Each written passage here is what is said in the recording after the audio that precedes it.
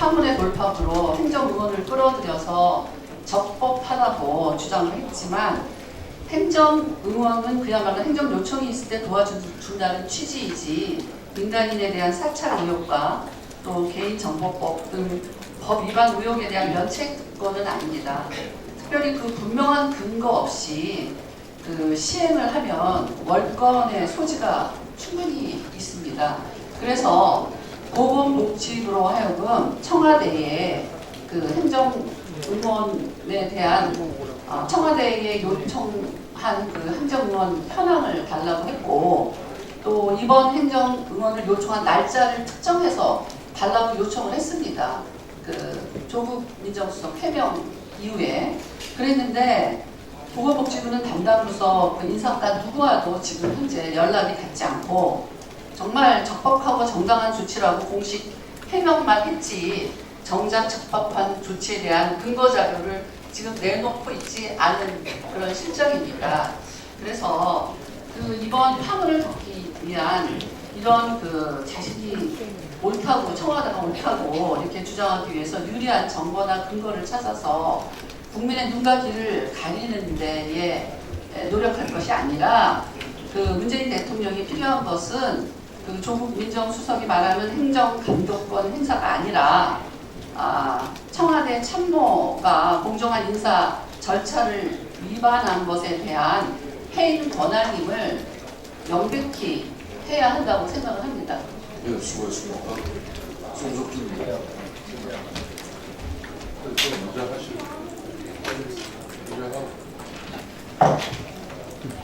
네, 서민중 의원입니다. 발사르탄 고혈압약을 복용한 우리 국민들이 17만 8천 명입니다. 국민들이 불안해하고 있습니다. 국내 고혈압 환자는 600만 명 이상입니다. 이분들 또한 불안 속에 있습니다. 중국의 제재함이라는 회사의 원료에서 불순물이 걸러지지 않아 2급 발암물질인 NDMA라는 발암물질이 검출되면서 국민 불안이 커지고 있습니다.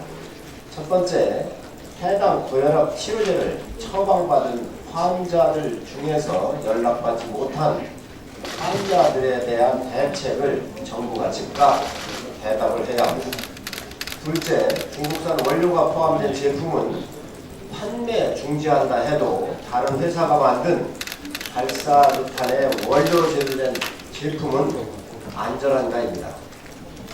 세계보건기구 산하기관에서 NDMA 물질을 발암 추정 의심 물질로 정한 것은 1987년도입니다.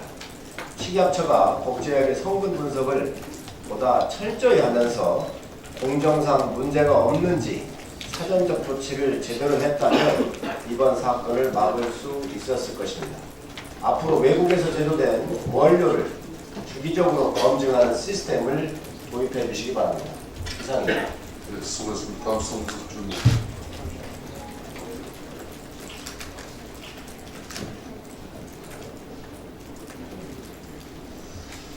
일본이 기습폭우와 집중호우로 인해서 사망자가 무려 130명에 이르고 있다고 합니다. 실종자를 포함하면 인명피해가 200명을 넘을 것으로 지금 추정이 되고 있습니다. 이웃나라 일본에 이렇게 불의의 최악의 재난을 맞아서 국민들에게 심심한 의료를 전하며 피해가 신속히 극복되기를 희망합니다. 잘 알다시피 일본은 세계적으로도 지진이라든가 이런 수해, 이런 안전이 잘 이렇게 정말 갖추어진 그런 유명한 나라입니다. 하지만 이렇게 예기치 않았던 이 폭우, 또 이 집중호우로 인해서 크게한 인명피해가 발생한 것은 우리에게 많은 것을 시사한다고 생각이 듭니다.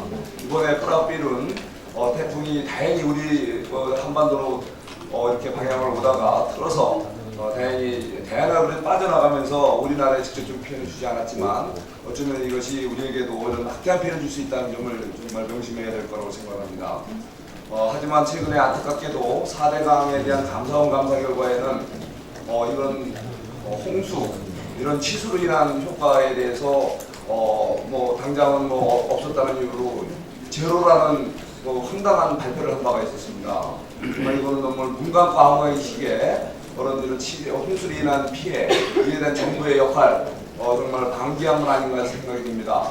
다시 한번 이게 몇 년 빈도로 앞으로 과거에 없던 그런 어떤 수혜가 또 우리에게도 있을 수 있다는 걸 명심해서 정말 지금 우리가 잘 준비되어 있다고 하지만 아직도 우리에게 이런 홍수에 대비한 이런 그 준비가 부족한 건 아닌지 다시 한번 점검하고 그동안의 노력에 대해서 폄훼하는 일이 없도록 좀 특별히 우리가 또 반성하는 자세가 필요할 것 같습니다.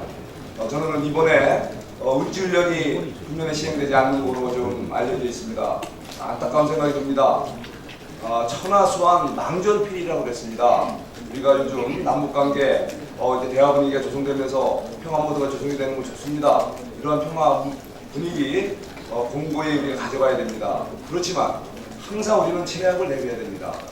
한일의 최악에 대비해서 우리가 그동안에 해왔던 국가적인 이런 대비 시스템 보완하고 계속 유지해 가야 됩니다.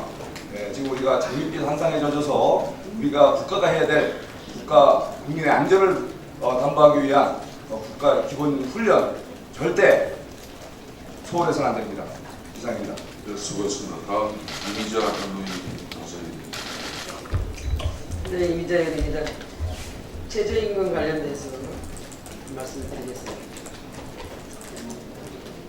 지금 정부에서 최저임금 관련돼가지고 최저임금 심의위원회에서 심의하는 결과를 보고 EITC를 그대로 늘리겠다고 말씀하셨습니다.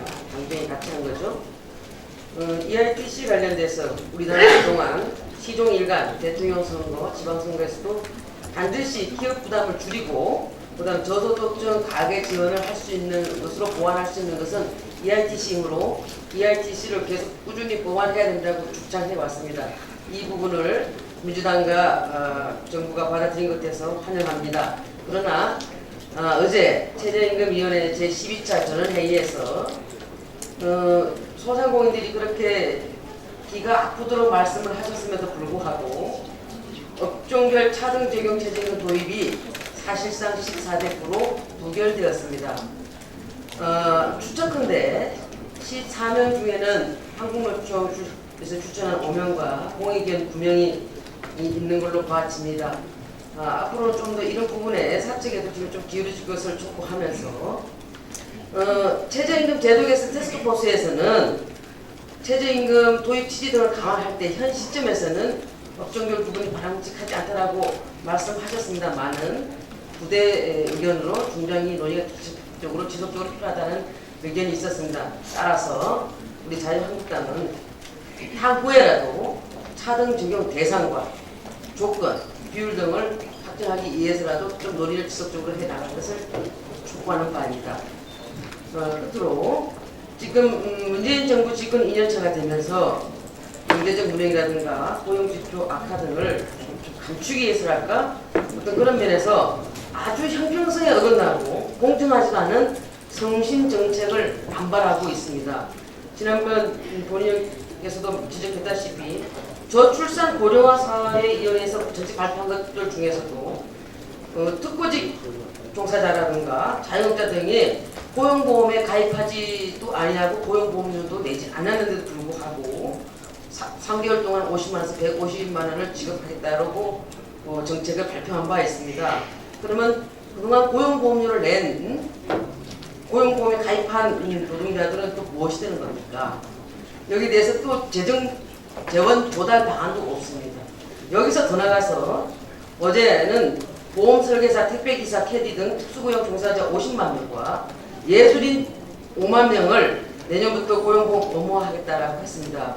여기에 소요되는 비용이 한 1,300억 정도 소요된다고 하는데 사회 안전망을 두텁게 구축하자는 방향성은 못하라고 봅니다만은 구체적인 적용 방안이 없습니다. 또 고용보험 관련돼 가지고는 임금 근로자가 2분의 1을 내고 사용자가 2분의 1을 내도록 되어 있습니다.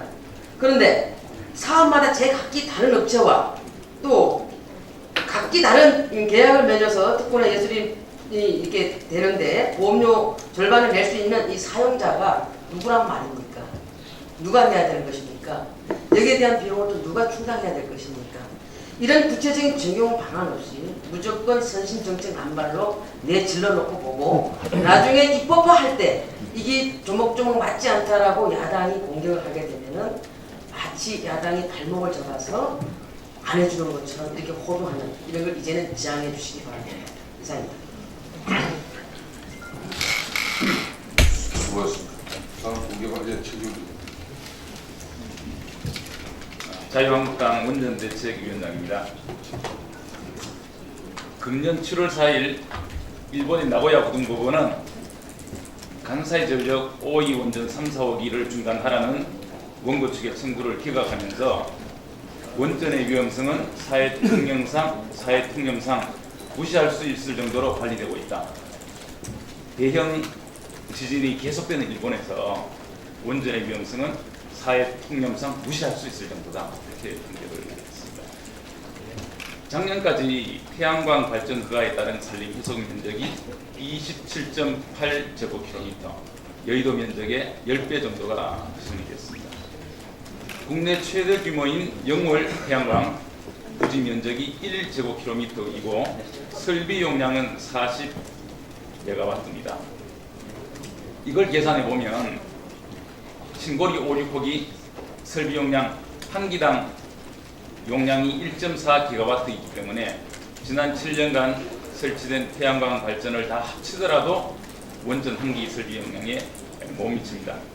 지금까지 이 계산을 원전 한 기에 필요한 산림 훼손 면적 태양광이 여의도의 4.6배라고 계속 보도가 됐는데 실제로 이렇게 계산해 보니까 영월 발전소하고 실제 건설된 태양광 발전소하고 면적을 계산해 봤더니 태양광으로 원전 한 기를 채우려면 여의도 면적의 47배가 필요하다는 계산이 나왔습니다. 구체적인 계산은 필요하면 제가 나중에 보여드리겠습니다.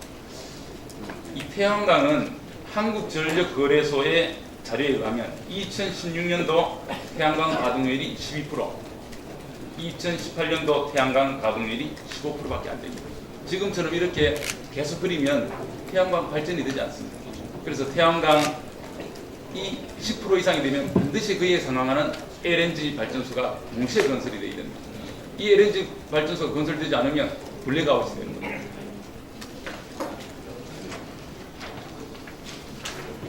세계에서 태양광 1, 2, 3위가 중국, 일본, 미국입니다. 그런데 중국은 현재 40기 원전을 100기로 늘리고 있고 미국은 99기에서 101기로 늘려서 가동될 예정입니다. 영국은 원전 건설을 중단한 지 30년 만에 원전 건설을 재개했고 스웨덴은 40년 만에 재개하고 있습니다. 모두 외국 기술과 인력으로 건설되고 있습니다. 일본 정부는 7월 3일 확정한 에너지 기본 계획에 따라서 현재 원전 공급 2% 비중을 22%로 10배 정도 늘리기로 그렇게 하고 있습니다. 호주의 예를 보면 태양광의 최적의 조건을 가진 나라가 호주입니다. 그런데 호주의 전기료가 10년새 63% 오르고 가정용 전기료가 우리나라의 4배입니다. 그러자 그 호주가 작년 10월 신재생 에너지 확대 전략을 포기하고 이를 공식 선언하고 태양광에 대한 보조금을 폐지하기로 결정했습니다. 태양광의 무분별한 확대와 브레이크 없는 탈원 축주는 결국 국민에게 부담만 줄 뿐이라는 것을 명심하시기 바랍니다. 23일 정책 토론회가 열립니다. 많은 참석 부탁드립니다. 네, 오늘 공개받은 전체 12분이 됐습니다. 네, 오늘은 2명의 대통령을 배출한 자유한국당의 여의도 당사를 11년 만에 접고 최소한의 살림살이로 영등포 당사로 이제 이전합니다. 참담한 신중입니다. 하지만 더욱더 낮은 곳에서 우리들의 처절한 진정성고 오로지 국민만 바라보는 그런 새로운 정당이 되기 위해서 뼈를 깎는 쇄신과 변화를 누구도 막아지 않는 그런 영감 없어 다시 있을 수 있도록 우리가 힘을 모으고 국민들에게 그 실천을 보이도록 최선을 다하겠습니다. 오늘 국민들 책임 공개발을 마치겠습니다. 비공개로 전환하겠습니다.